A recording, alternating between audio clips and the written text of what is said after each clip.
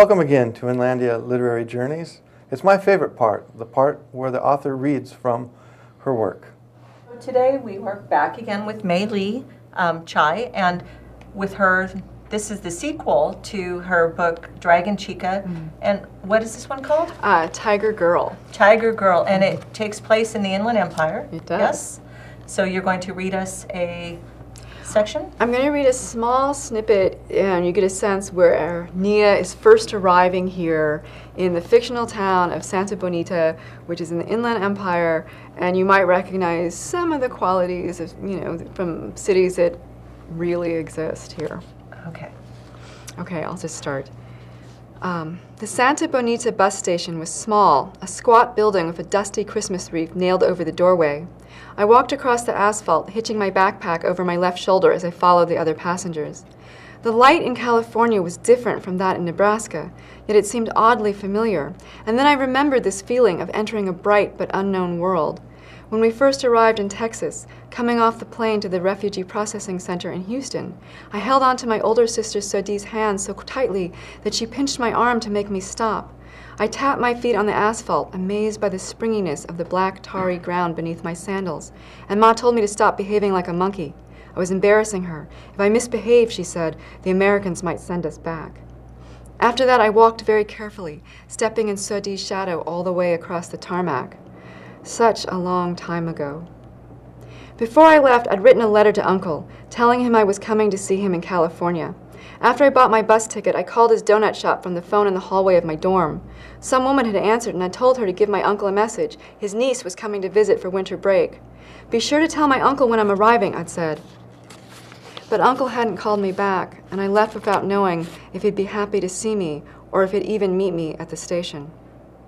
Stepping from the sunlight into the shadowy interior of the bus terminal, I found myself straining to see as I scanned the empty rows of orange plastic seats, the scraggly line at the newsstand, the families gathered in awkward clumps beneath a giant green plastic Christmas wreath and a drooping Happy Holidays banner. A few children carrying metallic helium balloons chased each other, whooping and shrieking as they wove their way around the arriving passengers. A young blonde woman squealed and threw her arms around the thick neck of a soldier in camouflage. Then I noticed the older Asian man standing by the wall under the giant sign with the bus schedules marked in block letters. He was staring anxiously as the passengers filed into the station. I recognized Uncle immediately, although it had been almost 8 years since we'd last seen each other. He still had the prominent cheekbones, the burnished coppery skin, and the thinning hair, but it filled out. He wasn't half as skinny as he used to be. He stood straight, shoulders back, holding himself with a posture that had been drilled into him by the nuns in his Catholic lycée in Phnom Penh before the war. He was the only Cambodian man in the station. Uncle was staring past me at the line of people emerging from the door. I walked right up to him.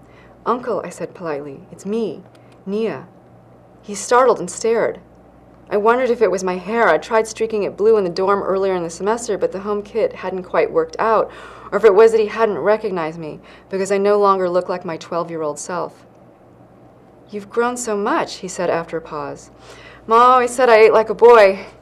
Uncle nodded and turned away quickly, as though he couldn't bear to look at me. "I'm parked out front. Follow me." He didn't even ask me why I'd come, I noted. Whether that was a good or bad sign, I did not know. Well, thank you so much for reading. The book is Tiger Girl, Mei Lee Chai. Chai. And when is it coming out? It's coming out October 7th. October 7th, so it's available Amazon. Amazon, Barnes & Noble. If you have an independent bookstore, you can order from them. Great. Thank you so much for doing this. Orlando Ramirez for Inlandia Literary Journeys, John Bender, Katie Porter.